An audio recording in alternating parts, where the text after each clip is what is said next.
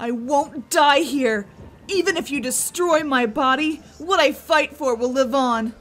And we'll kill that, too. Maybe I'll use your mace to do it after I pry it from your charred corpse.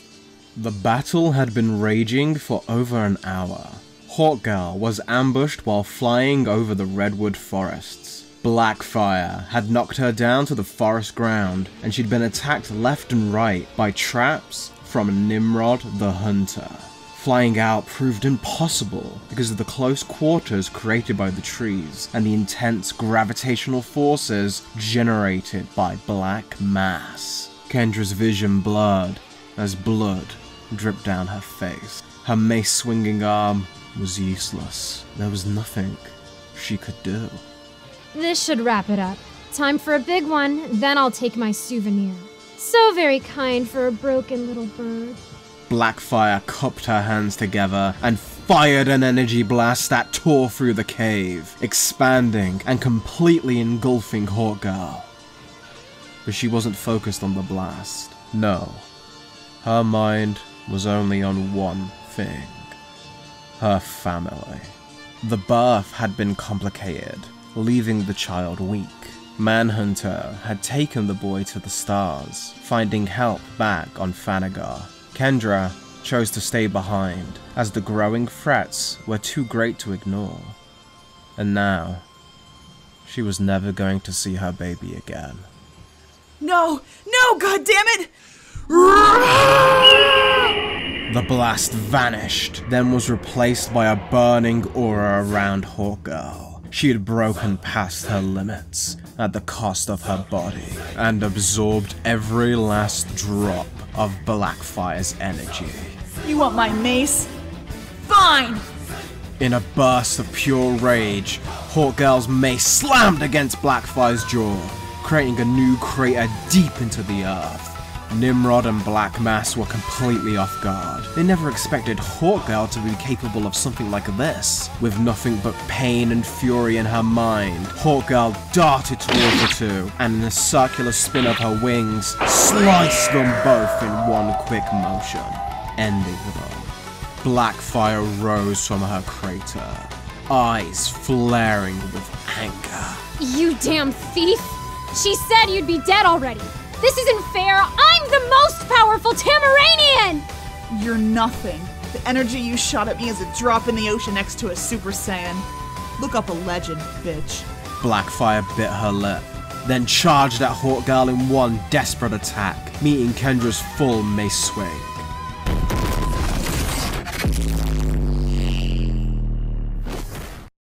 Blackfire fell to the ground, dead. Hawkgirl looked up as rain fell down on her face, washing away her blood. You taught me that one, Kakarot. Never give up. A lesson that has cost you dearly. Kendra's eyes bulged, and her hand went to her throat, feeling the blood pouring from the gash in her neck. Talia Ghul had used her sacred sword to cut Kendra's throat. The cost of her pawns failing was an expected sacrifice. Talia. It is too late to stop me now, but listen carefully to the voice of the Legion of Doom. My Legion. You are the first to fall, but you will not be the last in our war.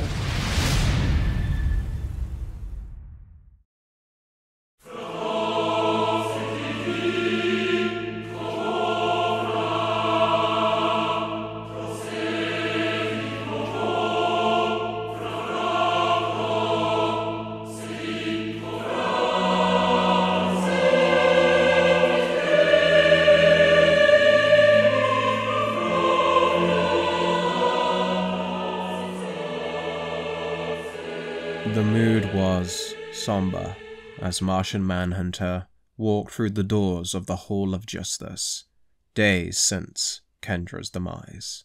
Diana approached the Martian, preparing to tell him the tragic news.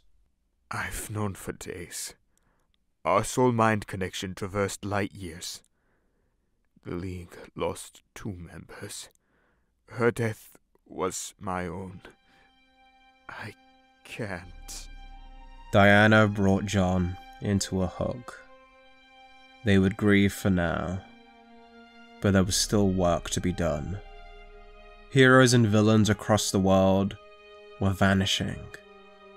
Kendra was the first body they found, and the League needed to get to the bottom of it.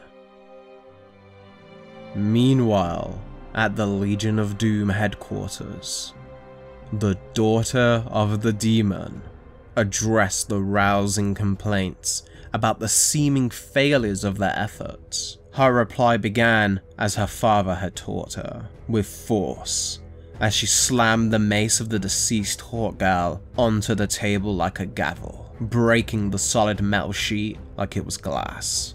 You bicker before me and complain about results, about petty victories. A member of the Justice League is dead, and you cannot even comprehend that is but the smallest victory we've achieved. What results? My kingdom is still recovering from your demonstration, and you only have a bird to show for over a year of toil. That is hardly all we have to show. Our mission revealed the weaknesses of the Prince. The Lunar Lab's teleportation technology is now within our hands. Technology we can now use to come and go from the League's Hall at will, thanks to the efforts of Nigma. Your display has revealed to us the limits, or lack thereof, of the Super Saiyan form. Information we were able to exploit during the attack at the White House. Any grievances with that can be taken up with President Superman. A grievance you can now enforce, because we have peered into the mind of Wonder Woman to discover their every weakness. Hawkgirl is merely the first of these so-called heroes to fall. She shall not be the last. Fine, your tactical moves are of note, but what is this building toward? Our final move for control shall begin now, Dr. Isley. Let us take control of every mind on this planet. Taking control of them all is the only way to save Mother Earth. Our goals align. The fruits of my labor are yours to share. Back at the Hall of Justice, Kakarot was using his ki sensing to try and track down the missing heroes. At first, Diana had asked Vegeta to use the same power he tapped into in Gateway City, but the prince was still too inexperienced and lacked the proper focus. It's fine, buddy. I'll do it and walk you through so you can learn too. I don't require your assistance, clown. See, you just close your eyes and feel them up. I can find anyone like this. Who am I looking for, Diana? Both Green Arrow and Jason Blood have not reported in for days. Arthur's brother has also vanished from his prison in Atlantis. The martial artist described every sensation he was experiencing in vivid detail, encouraging the prince to try and attune with the natural energy of the planet and join him. Begrudgingly, Vegeta attempted the same, but he was having trouble clearing his mind while being frustrated standing next to Kakarot. Something was off. All he could feel was a gleeful, unbalanced chaos approaching. He tried to go deeper and identify what this key was, but then the Saiyan began to... What's funny? What?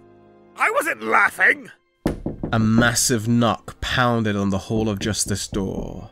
The League broke their concentration on the two Saiyans to see Harley Quinn standing at the front door. The clown had a large letter she was waving back and forth over her head. The League surrounded her in an instant, Green Lantern encasing the gymnast in a solid sphere. After suffering one loss, they weren't taking any chances. Harley, you were making progress. Joker's been off the map for a while. You've been improving. What's going on? Oh, I'm so glad you asked me, man! Mr. J and I are back together, and I've never been so happy. He was really down after the other B-Man died. No offense or nothing, he just sucked compared to old Grumpy. But now Mr. J is so happy. We've courted a group of new friends, and it's all for him! To everyone's surprise, Harley pointed to Vegeta. The prince rolled his eyes in annoyance. He'd grown tired of the tricks of these low-level Earth villains, but his attention was captured as Quinn began to read the letter she'd been holding out loud. Hear ye. In honor of the great prince of the Saiyan people, my love Mr. J has sent this here resume to be a part of your royal court. I'm here as his beautiful assistant to present you with his cover letter and credentials from the desk of the Joker. Your Highness, I mean this of course in the royal sense. It has come to my attention. It has come to my attention how rudely you've been treated while visiting our quaint little planet. I simply cannot allow it to continue. To think a member of the monarchy sat away in squalor? The shame this has filled me with is immense. But don't you worry, for in good old Gothamshire, I have prepared for you a proper court, fit for a prince. It is my most humble request that you come grace my new friends with your presence. And if you would do me the honor, take up residence within our grand walls. Extend to me the grace to live out a true dream of mine, and I would be most ecstatic to serve as your jester, my liege. Attached to this letter, please find my credentials, which I'm sure you'll see are both humorous and regal. Yours forever, the Joker. After finishing the letter, Harley then handed the prince a packet of photographs, each one of them containing a shot of the missing heroes and villains. The League was tense enough as is, but dealing with whatever Joker had planned was the last thing they needed. Still, they were the Justice League. However, Kakarot suddenly felt a great disturbance across the world, one that sent a chill down his spine. No! Mogo? A gigantic tremor was felt by the heroes, as across the entire planet, massive roots were emerging from beneath the ground, tearing apart cities, ripping tectonic plates in half, and releasing mind-controlling spores that blanketed the people unfortunate to breathe them in. Kakarot informed the rest of the League what was happening, and the connection to Mogo. Wait, Mogo popping up all over the universe was you? That explains that. What the hell are they doing?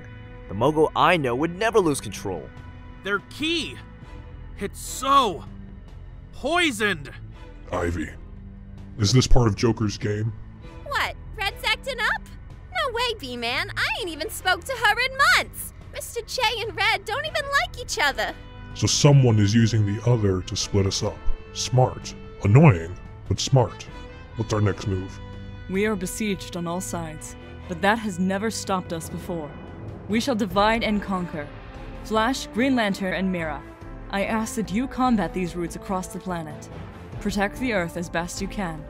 Kakarot, you must return home. Save your friend and stop Ivy's madness. If Red's trying to mess up Mr. J's big day, then I want to come and help stop her. Got it. What are you three gonna do? We shall deal with the clown. Of course I attract the attention of a weakling. This'll be over in no time. Do not forget our vow, Kakarot. Yeah, I won't.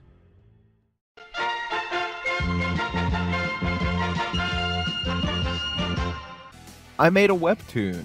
It's a shonen take on Robin Hood, where he returns to England after his many adventures, and a new threat rules the land. Carmilla the Vampire. It's got cool art, planet-busting action, sexy vampires, and dragons. What else could you need? Check out the links in the description and pinned comment, and go read it for yourself.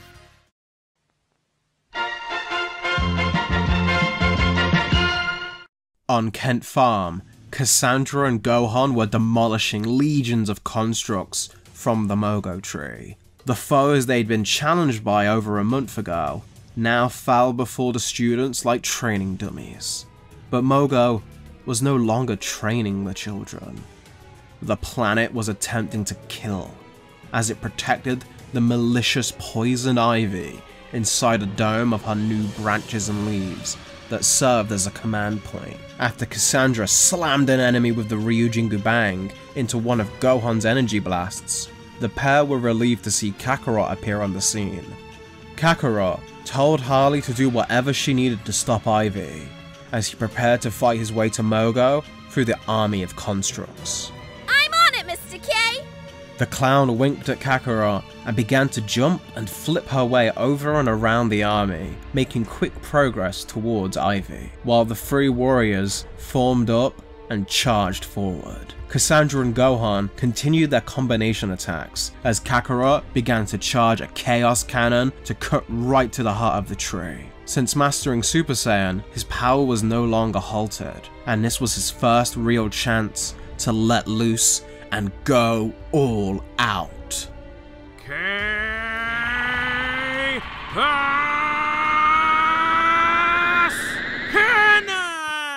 Oh no. A measly puff of smoke shot from Kakarot's fist as he felt his arm seize up and a massive weight build on his chest. He'd thought he'd pushed past it.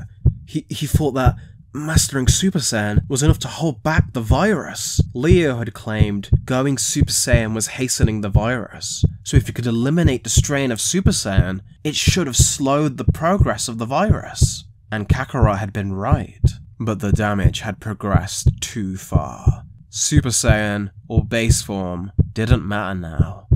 The virus was destroying his heart at the same rate. Oh, the budding demon's head said to expect this. A bit soon, but expect it all the same. Mogo, sweetheart, bring him to your mistress. From the earth around Kakarot, a massive root shot up and enveloped him. Gohan and Cassandra were surprised by the sudden failing of their master, and were caught off guard as the root smacked them both across the farm, while bringing Kakarot directly into the tree. When I talked to Mogo, they said that there's a direct connection between the seed and the planet back home. If we can determine where that connection is and disrupt it, then we can stop the constructs and save Mr. Kakarot. You're better at the sensing thing than me, but I'm the only one strong enough to break the connection. Cass, I need you to show me where to hit it. Cassandra focused her mind and felt the massive amount of life energy emanating from the tree. Deep within one small root, she could sense a connection, like a wire stretched across the universe. She pointed to that spot, and without hesitation, Gohan delivered a surgical strike which unbalanced the two. The constructs were stopped. Hey, Red! Listen, I know the whole supervillain etiquette thing is kind of vague at best, but Mr. J had something big planned today, and I just can't let you ruin it for him. Harley, how are you? Wait, you're back with him?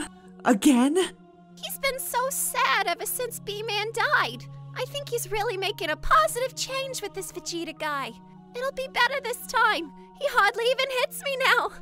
Come on, Red. Those kids already stopped the glowy army. This is over. It hasn't even started. Lucky I have you, my little peach. Ivy cupped her hands in the Kakarot's mouth as he coughed up blood. The villain breathed on the liquid, and it began to writhe. Bacteria mixed with her pheromones and spores, gestating something unnatural. She poured the pulsating mass onto a low branch of the Mogo tree, where it caught and began to drip. The liquid hardened up the branch, forming a skin-like shell, and grew into a massive fruit on the mighty tree. It ballooned in seconds and ripened before dropping to the ground behind Gohan and Cassandra as a putrid grey hand burst from the fruit and a Saiyan crawled out. Let us introduce you to my newest baby. I call him Turles. If an army is nothing compared to a Saiyan, how about a Super Saiyan? Ugh, how garish. These colors don't match with Saiyan design at all, and the crest is upside down. not really the point right now. You realize he's not legit and this is a death trap, right? Of course, but he could have at least greeted me with an armored squadron as is customary. Oh no! No, no, no! I can't believe so much is wrong right away! 1,000 pardons, Your Majesty. I will have your new servants rectify things immediately. First, the colours. Next, the crest of my liege. So embarrassing to have gotten it upside down. But please, just understand there was no one around for me to ask. Luckily, this lovely piece was handcrafted by the finest artisans from across the land, all in tribute to you. The Saiyan crest hanging high above the room began to spin around, briefly revealing the Joker standing in a doorway behind it. Dick, without a word, shot off towards the old foe, but before he could be aided by Wonder Woman and Vegeta, the next trap was sprung. A massive mirror lowered from the ceiling, and Diana somehow found herself caught on the other side of it. Alone, she checked her surroundings, only to see Mirror Master with a massive grin. And as far as an armored squadron meant to greet you, well, I'm happy to report, dear Prince, that is just what I have in store. From the mirror dropped the missing heroes and villains, Joker's court. But there was something wrong with them. They looked pale and seemed to do nothing but giggle. The entire court was completely under the Joker's control. Now that's a Saiyan royal welcome! Batman was pursuing the Joker, a tale as old as them both. Dick had had nightmares about this, now literally stuck in Bruce's old game. You've never been interested in other heroes before. Why start now? I thought you'd retired. The British novelist gig didn't pan out. They are pretty harsh critics. That was fun for a while. Yes. I actually did contemplate leaving all of this. You had things under control, and my time had passed with pointer ears the first. But then I saw New Hope. And, well, I couldn't resist a good laugh. You can't fight a Super Saiyan Joker. This isn't anything you've dealt with before. Oh, little Robin, you never did understand. I fought Batman.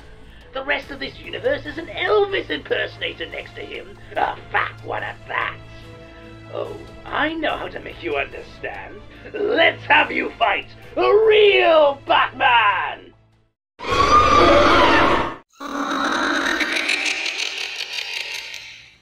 Vegeta's fist smashed into Guy Gardner's toothy grin, sending the Emerald Knight hurtling to the ground. Green Arrow and Merlin fired two miniature anti-metahuman bomb arrows towards Vegeta's blind spot, but the prince caught them both without even turning his head. The Royal Flush Gang was met with a surprise as Vegeta threw the arrows in their direction, then struck each and every one with a single rapid blow while they were launched into the air by the explosion. Orm charged at Vegeta with his trident, but the Saiyan was too fast, diving under the attack, then launching a kick directly to the Atlantean prince's jaw. Azrael, Knight and Squire all tried to rush the Saiyan, but were blown back as Vegeta pushed his ki out from his body in a shockwave. Jason Blood laughed manically at the display, to which Vegeta responded with an instantaneous kick to the gut, but the Jokerized Blood didn't stay there long enough to take any serious damage. Gone, gone, O form of man! Arise, the demon, Etrigan! The demon threw Vegeta back, causing the prince to smile. You seem to have your senses, despite your disgusting exterior. The Jester holds no sway over me, but I know that hell is your destiny. I shall vanquish you for my own sake, to ensure that no more souls will be yours to break. Stating the obvious in rhyme. Everyone on this planet has a damn gimmick. Orm, King Shark, and Shining Knight all stood beside Etrigan, and cackled enthusiastically at the approaching Super Saiyan. Dick pulled a detached fang from his shoulder and injected himself with one of the Joker toxin cures he kept on his belt.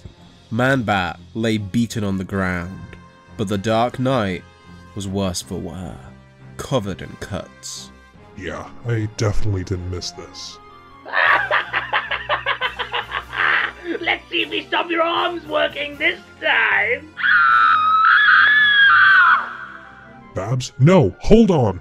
Dick ran as fast as he could, faster than he ever ran before. The rooms around him started to twirl, but he fought it off. He had to stay focused. He had to save Barbara from that maniac. As he got to the end of the corridor, Batman saw a lone wheelchair, with what looked to be a red-headed woman sitting in it. Barbara, are you okay? It's Batman. No! You aren't! You aren't Batman! You're not my Batman!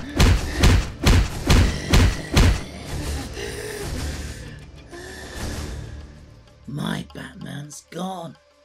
The Clown Prince of Crime wiped his brow, and then straightened his appearance.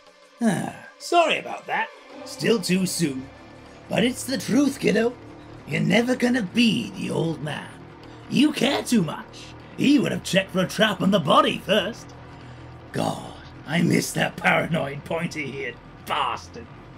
Now then, the real show. Ooh, I'm nervous. Wish me luck? No, you're too kind. Well, let's get to it. Vegeta's muscles bulged as his aura expanded in a dramatic display of power.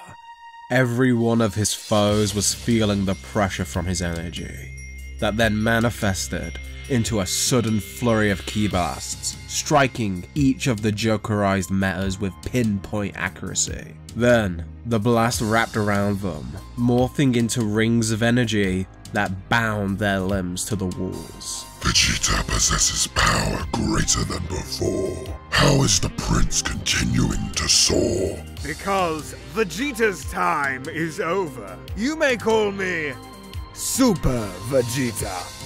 With a snap of his fingers, the energy bindings tightened, then exploded. He'd been careful not to kill any of them. He knew Diana wouldn't let him hear the end of that.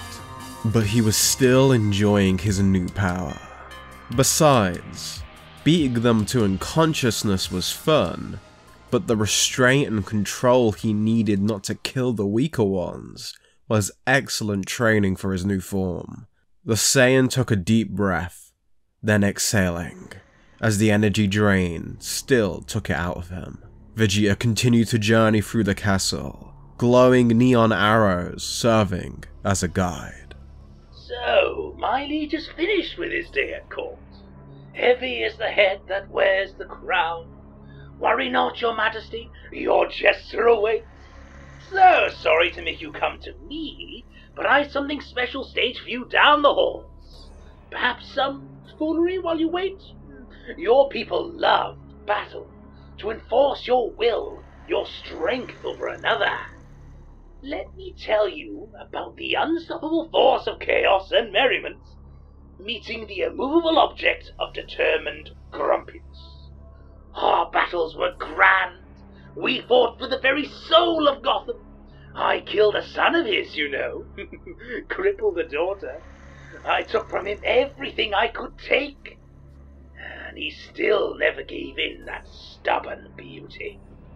I see that same will in you, which is why I built for you this court, arranged for you this challenge. You have the spark. I know that if anyone can fill the void Baxi left in this world, oh well, it's you. Vegeta tuned out the clown. He focused on trying to find him by closing his eyes and sensing out the villain. Joker's energy stood out like a spotlight. The prince went deeper, trying to see if he could glean anything of what Joker had planned. But touching that crazed mind sent something back to the prince. Oh, so intimate already. My, it's our first date. Oh, this reminds me of a joke. So, a prince is tower, so the king calls on the jester to help cheer him up. And the jester comes in on his unicycle, juggling flaming torches one-handed while playing a trumpet. But the prince still won't crack a smile. So, the jester goes the old faithful well of physical comedy, starts pratfalling all over the place, knocks over a dozen knights like dominoes, even manages to land face first in a pie. Prince's mouth doesn't even budge an inch. So, the king sighs and motions to his corpse. They bring in the guillotine, and suddenly the prince is all giddy. They hold the jester down, and believe me, he is screaming by now, begging for his life. And that gets the prince to start laughing. Finally, they chop off the jester's head, and it rolls right to the feet of the prince, who's now doubled over, crying tears of joy at the way the jester's silly hat managed to stay on his severed head. You see, the moral of the story is that comedy isn't hard. Comedy isn't hard, no. It's all in the execution. The prince had to jog himself out of the fit of laughter. Something about trying to read the Joker's energy was all wrong. It pushed back. But there wasn't a need anymore, as Vegeta rounded the final corner and saw an extravagant scene. The Joker stood in the middle of the room, holding a switch. On either side were two large cases covered by red curtains. Good morrow, your highness. I begin our fated dance with a true classic. Choose one to die. The prodigal son dressed in his father's skin, or the one girl you've shown any respect to. In front of the Clown Prince was a switch, a simple device that required but a flick to make one cage or the other fill with boiling acid. Mirror Master's cackles echoed in the endless void he had trapped Wonder Woman inside of. Despite being corrupted by the Joker, Mirror Master had enough sense to follow the instructions not to engage, only to remove Wonder Woman from the battlefield. Diana was unfazed. She was a fast learner. Barry had been the first to show it. Wally had mastered it, and Kakarot now showed her you didn't need the Speed Force. So she concentrated and began to vibrate her arms at super speed. It took a while to find the right frequency, but all of the multiverse ran on sound. And Wonder Woman was a poet at heart. Do you know why I wear these bracelets? Why every Amazon wears them? Because long ago we were held in bondage, but broke free of our chains. We wear them to remember our past, to make certain that no Amazon shall be caged again! With the power of a pantheon, Wonder Woman crashed her bracelets together, and from them hit the exact frequency of multiverse stability. A rift opened in front of her, leading her to the space she was taken from. Mirror Master tried to catch her, but this time Diana was ready, and took down the cackling fiend with a quick chop to the neck. Mirror Master was no longer a threat, but Diana wanted to know exactly what they were dealing with, and prepared to wrap him in the lasso of truth. In another part of the castle, the same prince walked cockily up to the scene he'd been presented with, the Joker leaning on the death switch before him. So this is what you do. Set up cowardly traps and sit back to watch and laugh while this planet's heroes struggle with what to do. Oh, you wound me, dear prince. Does not all this effort do the least bit to flatter you?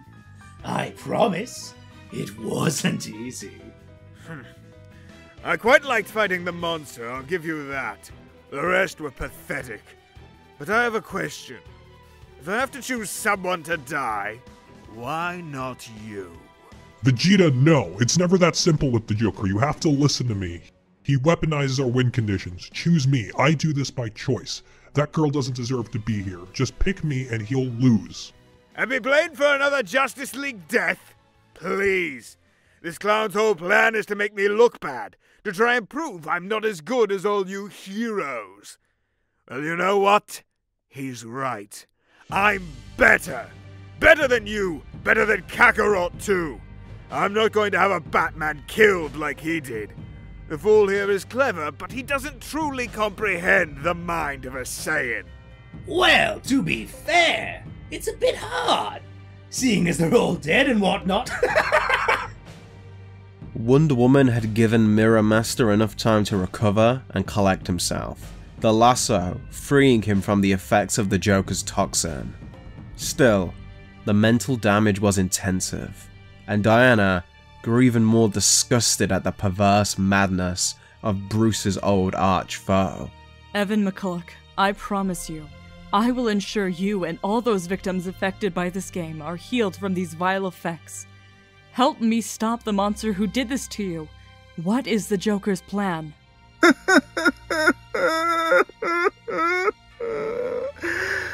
He wants to die! Erin, no. Vegeta! Joker smiled at Vegeta as he leaned on the switch, and Vegeta smiled back. Their eyes met, and then Vegeta vanished, now holding Joker by the throat, far away from the switch. Batman and the girl were safe, and now the Saiyan Prince would make sure this clown could never hurt another soul. Any last words? It's all a joke! The clown's head hit the floor as Wonder Woman entered the room. Diana looked at everything before her and cursed herself for not reactivating the armor's restraints on Vegeta. Oh, now you're here. To lecture me, I suppose. I saved your friend and that child. He couldn't play with me the way he did with the rest of you.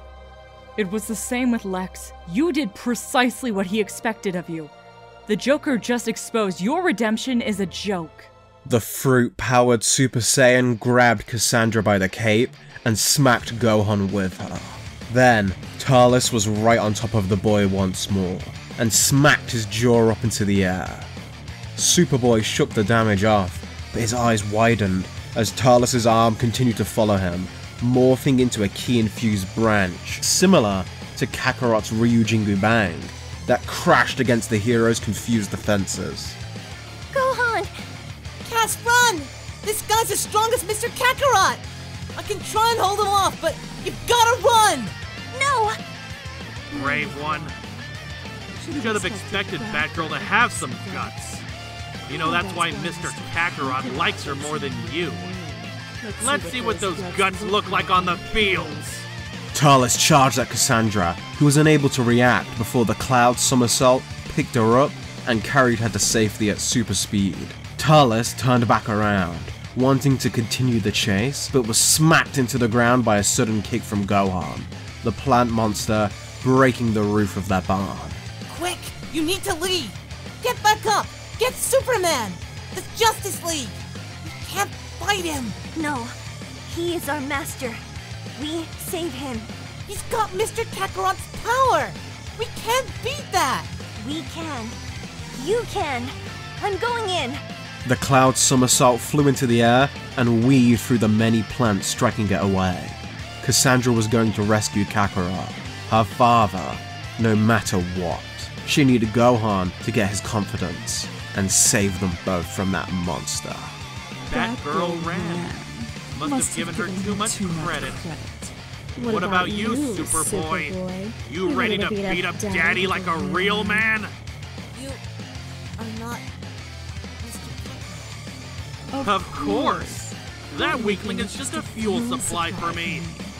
You know, he's got a whole lot more power inside him. Won't use it for some reason. Me, on the other hand. A fruit grew on the Mogo tree just as the two Saiyans were speaking, and Talis jumped towards it, ripping it off the branch and taking one bite from the fruit. I'm done with you! You're fake. You're a copy. You're just here as a tool for Luthor. Inside the tree, Ivy was watching the carnage erupt with a solemn expression. She wasn't enjoying this, and her child seemed to have taken on her worst traits of sadism, amplified by a Saiyan's natural killer instinct. Still, it was needed to save the world. Red's not paying attention to me, and now I can't even see Mr. J's big plan. This stinks. He was so excited about it all. Back to his old self. He's not hitting me in the face anymore, so I look good for the cameras. What? Why? Whoa, hold on, big guy. You ain't in any shape to talk. Doctor's orders. Why do you let him be so mean to you? Well, it's just that... That you're too smart to see how stupid you are, Harley. What excuse are you gonna make for him this time? Harley and Ivy erupted into another argument. It was the same argument they'd been having for years. This time, however, it served a greater purpose, as Cassandra Kakarot was able to sneak inside the command center and get close to her master. The Shadow had managed to sleuth her way here, but was unsure of how to proceed. Her master was clearly the power source for the Talis Gohan was fighting, but Cassandra couldn't sense any direct connection between them, just an intense amount of pain coming from Kakarot's heart. It was then she realized what she'd have to do. But she hesitated, not sure if she had the strength of will to act on it. She only saw death as a way to stop this, like always. She remembered Shiva, and then, with all her might, struck the Saiyan in a specific point, stopping his heart. Kakarot's hair fell down into his base state, and on the battlefield, Talis saw that one of his fruits growing on the tree rotted and fell to the ground. Better end this quick. Looks like my son just went down. The plant Saiyan hybrid tried to exert more pressure on Gohan's head, but he wasn't the only one who noticed the fruit, nor understood the implication. Suddenly, Talis' foot was ripped away, cracking like a twig in the hands of a true Super Saiyan. Mr. Kakarot needs me! Get out of my way! Tough talk, kid, but I've still got enough power to take you down. Trees are the longest living organism on Earth. That appears untrue. The remaining defenses of the Mogo tree stood no chance against the young Saiyan, as he blasted through them straight to Ivy's command center, ripping a hole in the wall and interrupting the two's argument. You killed Mr. Kakarot! What? What? Gohan struck like a speeding bullet and punched Ivy to the other side of the room, doubling the mistress of Mother Nature over in one blow that ripped right through her body. No, me. I stopped his heart.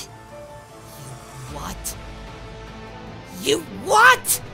Gohan was lost in his anger now, as he flew straight to Cassandra and held her against the bark of the tree. His power surged off the charts as his eyes narrowed, the faint crackle of lightning barely making its whispers heard over the roar of his power. He couldn't think. None of this made any sense. His rage was greater now for some reason. His outburst was purer, as if mastering Super Saiyan and allowing himself to feel had actually made his rage that much more volatile. The Luthor in Gohan screamed at him to finish it, but the Kakarot in him told him to find balance. Please, Gohan, let me heal. The boy's anger faded as quick as it came, and Gohan was shocked. What he was about to do, what he'd been capable of. He looked around in terror as Cassandra caught her breath and continued with her original plan. She'd have to be quick. The average person could only be revived about a minute after stopping the heart.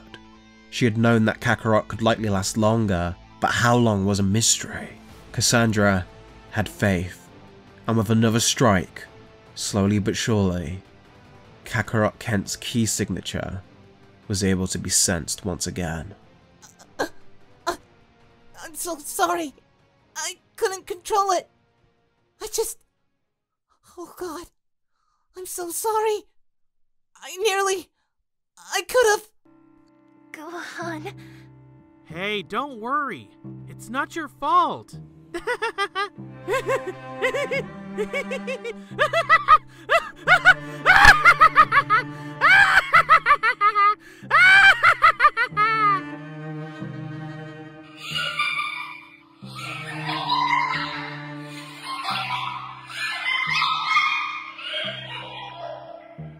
What? What's happening? Suddenly, a massive screen turned on the back of the room. It displayed a split image. One, a live newsfeed from the channels all over the world.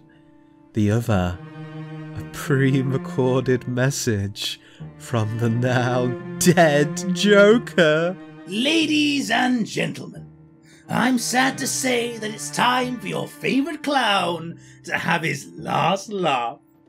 I'm leaving you all now. I know. It hurts to see your most cherished comedian depart this mortal coil. But I simply cannot go on without my true soulmate. But worry not, it's not all doom and gloom. I just want to take this chance to thank my esteemed colleagues. Your little Legion efforts over the last few years set the stage for this, my greatest performance to date. And to our men and women in government, you do this country proud.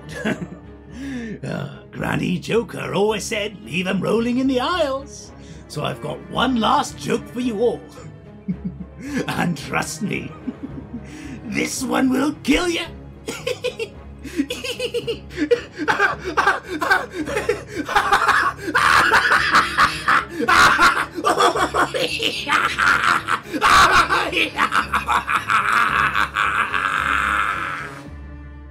The news cycles began to cycle in time with the madman's laugh. The roots from the Mogo tree all over the world. They showed heroes falling to the ground in fits of uncontrolled laughter. The spores being released from the branches turned from green to a sickly purple. The streets of cities all over the world filled with people collapsing to the ground in laughter. The same prince watched it all happening before him, as those around him fell to the same fate. He was so certain he'd outmaneuvered the clown, that Joker had cowered on heroes, always sparing his life. To Vegeta, this killing seemed like the only just one in his life, but Diana had been right. She was always right. He'd done exactly what they expected of him again, and it was going to cost this world.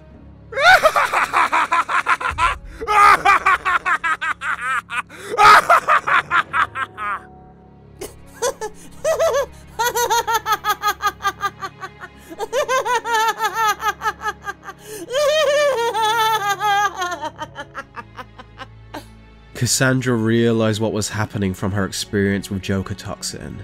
She ran over to Harley, hoping there was some way to stop this. Harley! Wait, y'all aghast? Red, did Mr. J ask you to help us something? The tree!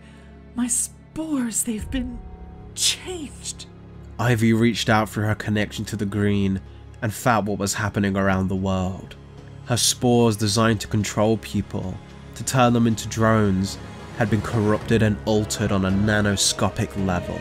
They'd become the most widespread version of Joker Toxin the world had ever seen. Joker was dead, and he was taking the rest of the planet with him. The world was erupting into a last laugh. Ivy told Harley everything that she felt. The clown looked shocked. She and Ivy were immune to the toxin, but she had no idea this was Joker's plan. And that's when Harley realized that her pudding was dead. Otherwise, he'd never take out his audience. She would look the other way for a murder, even help commit some for him. But to choke the whole world like this? Now that just wasn't funny anymore. Red, we gotta stop this! There's no way. Even if I wanted to save the leeches, I don't know what the chemical cocktail is. I could produce an antidote, but not without knowing the toxin's makeup. You were right about him. I see it now. He is killing the whole world. But you're not. We can do this together. I know the formula. Harley lifted the recovering Ivy from the ground, and the pair got to work on saving the world. Harley smiled at Kakarot. If it wasn't for his simple words, she may still have been too far gone to help save the world. So she helped Ivy understand the Joker's toxic formula, and together, the two created a cure that unraveled it all. The two shared a kiss, as slowly but surely, the world stopped laughing, and could breathe a sigh of relief. The injury from Gohan and exerting herself on this scale had taken its toll on Ivy, and the villain had to wrap herself up in a cocoon-like canopy of leaves to heal. Harley carried the plant away before the heroes could recover and stop them. Kakarot was brought onto his feet by Cassandra, and the two made their way over to the solemn boy, standing near the pool of green blood left by the tailless creature. Staring into it, and seeing only a monster looking back at him. Not your fault. Power hard to control. I've been there. It's something you can balance, Gohan. Not this. Not what I am. I really enjoyed my time here. Cassandra, Mr. Kakarot, I really did. For just a little while, I kind of forgot what I am. I thought I could be like you two, but I'm not, am I? I'm like Turles was. A thing. An imitation of a person. Gohan, you're my son. I'm not. I'm subject GO011152213477. I'm Lex Luthor's creation. I'm his Superboy. Goodbye. At a speed faster than even Kakarot could follow, the Superboy flew into the air and left his adopted home. In the aftermath of Joker's last laugh, the world healed, the death toll being far lower than the apocalyptic scale should the plan have succeeded. The Justice League was also now aware of the other threat that had taken Hawkgirl from them, and what was behind the increase in supervillain activity. A legion of the world's greatest supervillains had been formed, and the League had to prepare for what could be their doom. Superboy. I assumed you'd be alright. Yes, Father. It was a gamble leaving you with Kakarot, and it seems teaching you how to turn off your Super Saiyan form left you as unstable as my research predicted. Still, we can work on undoing the New Age misguided teachings he's gotten into your head. Report to Mercy, and she can prepare a tank for you to rest in. Thank you, Superman. You're always safe in my control. Now leave. Superboy left his father's office, leaving Luthor alone to stare out of its window. He took a moment of silence before resuming the recorded conversation on his private screen. So, are you inviting me in on all of the fun then? Oh, I love a good party. You and Miss Ghul are the only ones I could trust to know about my influence behind the assembling of the world's greatest criminal minds. Her, because of her vision for global rule. You, because you're so crazy no one would believe a word of it. Oh, Mr. President! Oh, what if the papers find out about all your dirty talk? Hilarious. But truthfully, they're getting out of hand. They've gotten off track, and now want to turn the world into mindless drones. I don't want to rule over that. I need you to do what you do best. Be the wrench in the gears. Cause some chaos, and stop the Legion of Doom. Oh, now that sounds like fun. I'm in. But I will need something. From what you've told me, this goes bigger than my humble skills can handle. What do you need? Can a neighbor borrow a cup of highly advanced nanites? The president stopped the recording. He had underestimated the Joker. The clown had been suicidal before, but he could never predict how far things would get out of hand. But in the end, the plan succeeded. Lex's Legion was back under control, and in line with where he wanted them to be. The Justice League was weak. Mastered Super Saiyan wasn't going to save Kakarot, and his pet experiment was back in the tube he'd been born in. I believe there's something inherently dangerous when something real becomes mythic. Because when faced with a myth, we can't win. So the mythic must be exposed for what it is. Nobody gets in Luthor's way.